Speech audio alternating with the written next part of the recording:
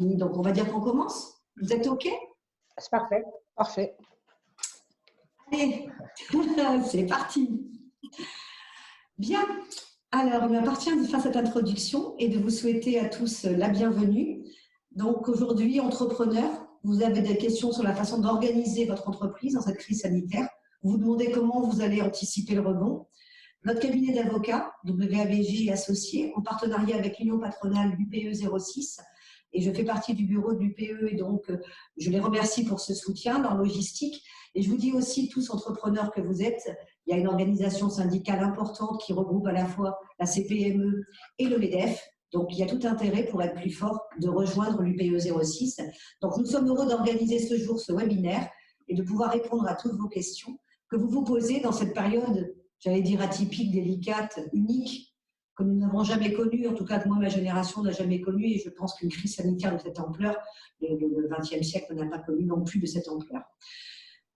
Donc, vous allez pouvoir bénéficier lors de ce rendez-vous à distance, effectivement, ce n'est pas comme si on vous avait à quelques mètres de nous, hein, de l'analyse et de l'expertise de plusieurs professionnels du chiffre et du droit qui aborderont 4 thèmes respectivement. Le premier, comment gérer l'activité partielle et en sortir. C'est mon associé Cédric Bianchi, avocat, qui fera cette intervention. Sauvegarder du cash et plan de reprise d'activité par Dominique Daza, expert comptable associé chez KPMG. Le gel de l'état de cessation des paiements, un accès facilité aux outils juridiques de la prévention des difficultés, c'est maître Nathalie Thomas, administrateur judiciaire, qui interviendra. Et enfin, la vie de l'entreprise continue, et c'est moi qui vous présenterai cet aspect-là. À l'issue de chaque intervention, vous pourrez poser, il y aura un temps pour que vous puissiez poser toutes les questions de façon préférentielle à l'intervenant qui vient de finir. Et Élodie, que vous avez vue, qui est parmi nous, qui est donc responsable du développement commercial du cabinet KPMG, se charge, quant à elle, de lire vos questions, de nous les répercuter pour que nous puissions vous répondre. Et maintenant, je laisse la parole et la place à mon associé pour respecter les mesures de distanciation sociale.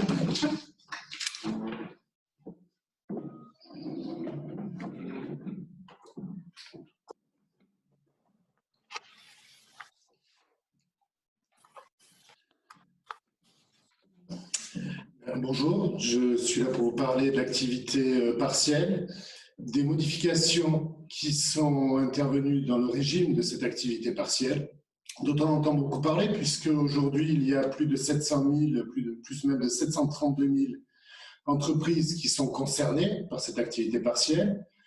Il y avait 8 700 000 salariés, aujourd'hui on dépasse 9 millions de salariés qui sont concernés par cette activité partielle. C'est donc un phénomène qui est important, un dispositif qui est aujourd'hui massif.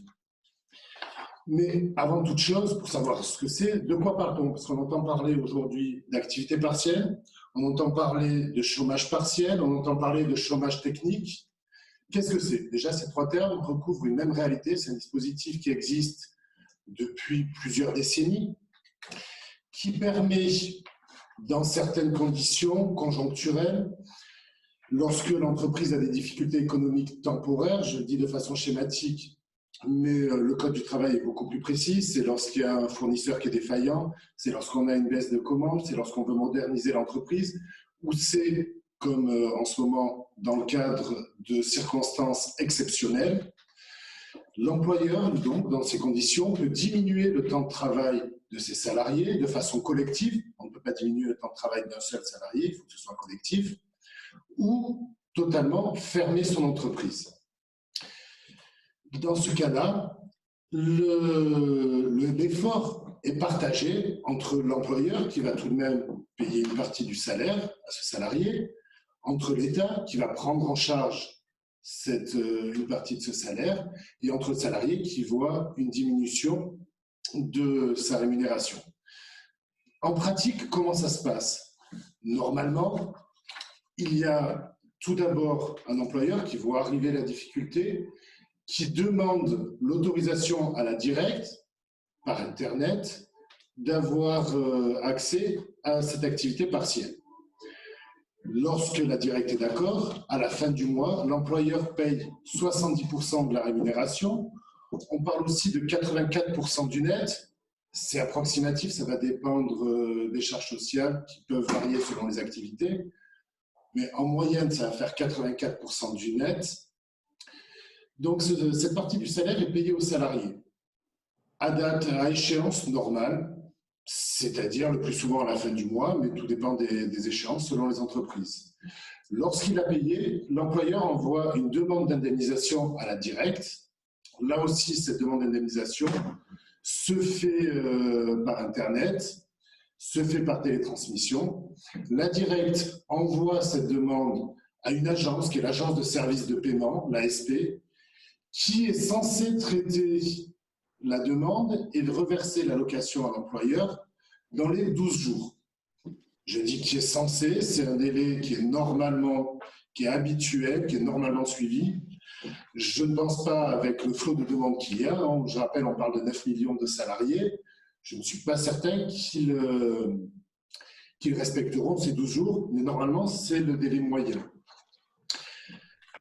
Pour aider les entreprises actuellement, pour les aider à sauvegarder leur entreprise, pour aider à sauvegarder les entreprises, pour aider à rebondir derrière, l'État a essayé de suivre le modèle qui était le modèle allemand en 2008, lorsqu'il y a eu la précédente crise, et a essayé de faire en sorte que les entreprises aient massivement recours à cette activité partielle. Pourquoi? Tout simplement pour éviter des licenciements économiques.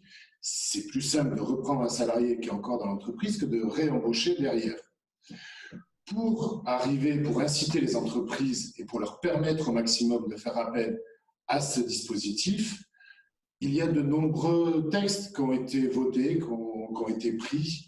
Il y a une ordonnance, plusieurs décrets du 25 mars, du 27 mars. Il y en a eu un autre du 31 mars. Il y en a eu encore là récemment au 15 avril, au 16 avril. On en a eu connaissance ce matin. Tous ces textes sont là pour vous aider à faire appel au chômage partiel. Vous aider d'abord en diminuant les formalités. Normalement, je vous ai dit, on fait d'abord la demande à l'inspection du travail qui a 15 jours pour répondre. Et ensuite, on peut placer le salarié en activité partielle. Aujourd'hui, on a retourné ça. On peut d'abord placer le salarié en activité partielle, ensuite faire la demande. On avait un délai de 30 jours à compter du jour où on a placé le salarié en activité partielle pour effectuer cette demande. Les serveurs de l'État n'ont pas pu gérer toutes les demandes, qui étaient en trop grand nombre. Ce délai a été récemment, cette semaine, a été étendu au 30 avril. Donc, si vous n'avez pas encore fait les demandes d'activité partielle, vous pouvez encore le faire. Donc, on a retourné ce principe. On a diminué aussi le délai de l'administration pour répondre. Aujourd'hui, l'administration n'a plus que 15 jours pour répondre, elle a 48 heures. Vous faites votre demande par la télétransmission. Si elle ne répond pas dans les 48 heures, la demande est acceptée. C'est quand même un avantage certain. Pour faciliter également, normalement, les entreprises qui ont un CSE, un comité social et économique, doivent d'abord consulter le CSE, joindre l'avis du CSE à la demande d'activité partielle qu'on envoie à la directe. Aujourd'hui, non seulement on a 2 mois à compter de la demande pour renvoyer cet avis, mais on a également 2 mois pour consulter le CSE. C'est également une facilité qui est d'autant plus donnée qu'il y avait une incertitude sur l'interprétation des textes. Est-ce que les entreprises de moins de 50 salariés doivent consulter le CSE pour avoir accès à l'activité partielle ou pas? Dans une réponse du 10 avril dernier, le ministère du Travail a indiqué que non, les entreprises de moins de 50 salariés n'ont pas à demander l'avis au CSE. Le ministère est allé encore plus loin. On est obligé d'avoir un CSE depuis le 1er janvier 2020. Il y a des entreprises, on le sait très bien, qui ne sont pas tout à fait en règle, qui n'ont pas fait les élections en temps voulu, qui ont commencé les élections avant la crise sanitaire, mais qui n'ont pas pu les terminer puisque toutes les élections professionnelles sont actuellement suspendues. Donc pour ces entreprises-là qui auraient été bloquées, qui n'auraient pas pu faire appel à l'activité partielle, il y a une tolérance qui par le ministère du Travail, donc par l'administration, et ces entreprises vont pouvoir demander l'activité partielle. Elles pourront même l'obtenir à une condition tout de même, c'est que l'employeur devra s'engager à organiser ces élections dès la fin de la période de suspension. On a donc facilité les formalités, on a également étendu le public concerné, les salariés concernés par cette indemnisation, par cette activité partielle. On l'a étendu aux salariés qui sont des cadres au forfait jour ou au forfait heure. Ces cadres, normalement, n'y avaient droit que dans certains cas déterminés, notamment fermeture d'établissement. Aujourd'hui, ils y ont droit. Point. L'employeur a le droit de les placer en activité partielle. Les cadres dirigeants, alors attention, je ne parle pas de mandataires sociaux, je parle bien de salariés qui sont cadres dirigeants, ceux-là aussi peuvent avoir droit à l'activité partielle à une condition toutefois, c'est que l'établissement ferme. D'autres secteurs d'activité, les intermittents du spectacle également, ont droit à cette activité partielle. Ça a été largement élargi, la base de salariés touchés a été fortement élargie. La rémunération qui est donnée a également été augmentée. Normalement, lorsque un salarié est en activité partielle, l'employeur doit lui verser 70% du salaire brut, mais il y a un plafond. Là, ce plafond a été très fortement augmenté. L'employé doit verser une indemnité minimale selon le salaire du salarié qui est de 8,03 € par heure, mais le maximum a été porté à 4 SMIC et demi. 4 SMIC et demi, c'est un peu moins de 5 500 € net, c'est quasiment 7 000 €, 6 900 € bruts. Donc pour tous les salariés qui perçoivent jusqu'à 6 900 € bruts, ils auront droit à cette activité partielle et l'employeur sera indemnisé par l'État. Attention, ce n'est pas l'allocation versée par l'État qui est égale à 4 SMIC et demi, c'est le montant maximum du salaire indemnisé. Donc pour un salarié qui perçoit environ 6 900, 7 000 € bruts, l'État versera 70% d'allocation, c'est-à-dire 5 000 €. Si le salarié perçoit plus, s'il perçoit 8, 9, 10, 12 000 €, l'État ne versera qu'une allocation de 5 000 € de la même manière. Entre autres harmonisations, entre autres mesures d'urgence qui ont été prises par l'État, le nombre d'heures d'activité partielle. Normalement, il est limité à 1 000 heures par an. On l'a augmenté à 1 607 heures par an.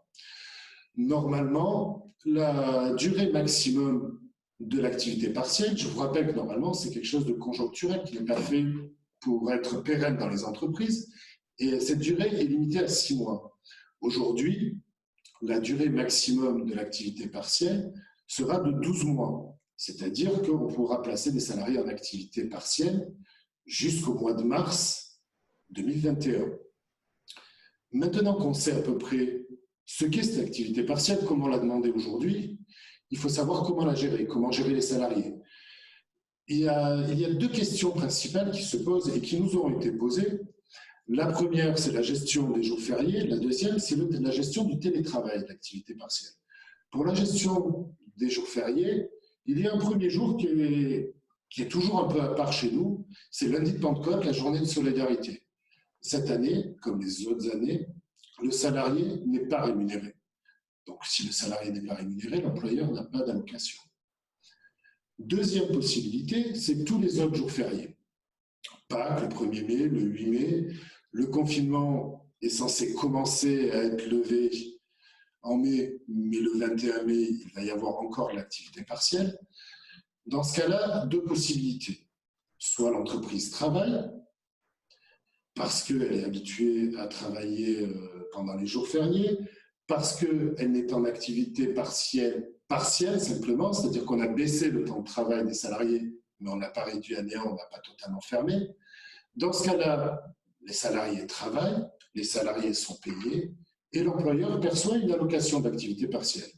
Deuxième cas, l'entreprise ne travaille pas, soit parce qu'elle ne travaille jamais les jours fériés, soit parce que, à cause du confinement, elle a fermé, cette année, elle ne travaillera pas. Dans ce cas-là, les salariés qui ont plus de 3 mois d'ancienneté devront être payés et l'employeur n'aura pas d'allocation. Je vous dis ça, c'est ce qui se passe actuellement dans la mesure où aucune ordonnance, aucun décret n'a été prévu pour ce cas-là. Les jours fériés arrivant, on vous a dit il y a énormément de décrets, énormément d'ordonnances qui sont publiés actuellement. L'État n'a peut-être pas encore pensé à cette question, peut-être qu'elle se posera et qu'il y aura un décret ou un texte qui sera pris pour gérer les jours fériés. Nous le verrons à ce moment-là. Deuxième question qui se pose, le télétravail. Est-ce que le télétravail est possible ou non en activité partielle? La première partie de la réponse va être évidente. Si le salarié est en période de travail, oui, il a le droit de travailler en télétravail. C'est même aujourd'hui pour les emplois pour lesquels le télétravail est possible, l'option privilégiée. Maintenant, pour la partie de sa journée, pour la partie qui est chômée de son contrat de travail, non, le salarié, pour la partie chômée, ne peut pas travailler en télétravail ou autrement. La solution qui en découle, si le salarié est en activité partielle totale, c'est-à-dire s'il n'a pas à travailler, non, il ne peut pas travailler en télétravail non plus, de quelque manière que ce soit. Ce serait une fraude, le ministère a prévenu, les sanctions seront assez sévères. Ce sera d'une part le remboursement intégral de toutes les sommes qui ont été perçues au titre de l'activité partielle. Deuxièmement, il y aura une interdiction de bénéficier des aides publiques en matière d'emploi ou de formation professionnelle pendant une durée maximum de 5 ans. Troisièmement, c'est un délit, on peut encourir, c'est-à-dire que c'est un maximum, 2 ans d'emprisonnement, 30 000 € d'amende. Je parlais de ceux qui font travailler en télétravail. Attention, il y a des cas qui sont un peu plus fins, mais qui seront considérés comme une fraude aussi. Vous avez un salarié qui est en congé payé parce que vous avez décidé, dans le cadre des mesures d'assouplissement, de lui donner des congés payés ou parce qu'il les avait posés avant le confinement. On est dans une période où il y a des congés payés. Si le salarié est en congé payé, vous ne le verrez pas forcément puisque confiné, il reste chez lui de la même manière. Mais s'il est en congé payé, que vous déduisez de sa fiche de paie des jours de congé payé, vous ne pourrez pas percevoir l'allocation et demander une allocation d'activité partielle. Ce serait considéré comme de la fraude. Un autre cas, vous avez un salarié, il est confiné chez lui, vous lui demandez de venir, non pas faire son travail, s'il n'y a pas de client, mais de venir bricoler, faire un peu de rangement ou quoi que ce soit. Le ministère du Travail, donc les juridictions, vont considérer que là aussi, même s'il ne fait pas son travail, même s'il donne un coup de main, vous considérez que c'est un vendeur qui n'a pas à faire ça, ça ne rentre pas dedans, il va être considéré qu'il est à votre disposition, donc ces sanctions seront applicables dans tous les cas. Donc il faudra faire attention, ce n'est pas simplement la fraude, la volonté de nuire ou quoi, c'est certains cas qui pourraient être un peu litigieux et qui seront considérés comme de la fraude. À côté de ça, on a parlé de la gestion actuelle de l'activité partielle, mais demain, il faudra rebondir. Le confinement va être levé, certes, il va être levé progressivement. Vous n'aurez pas des carnets de commandes qui seront pleins tout de suite. Vous devrez gérer également les aspects sanitaires de la reprise du travail pour protéger vos salariés. Pour ces deux problèmes, l'activité partielle sera une réponse. Parce que vous n'allez pas être abandonné le jour du lever du confinement avec une activité partielle qui est finie, l'État qui abandonne et qui ne donne plus aucune allocation.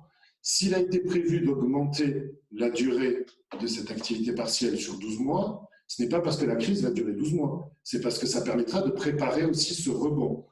Donc petit à petit, au rythme du remplissage de vos carnets de commandes, vous pourrez diminuer l'activité partielle et augmenter le temps de travail à 25%, 50%, 75%, soit pour tous les salariés en même temps, soit pour faire travailler vos salariés par équipe et en roulement. C'est tout à fait autorisé dans le cadre de l'activité partielle, tant qu'on diminue le temps de travail collectif, de faire travailler les équipes par roulement, ce qui permet de conserver les mesures de distanciation sociale.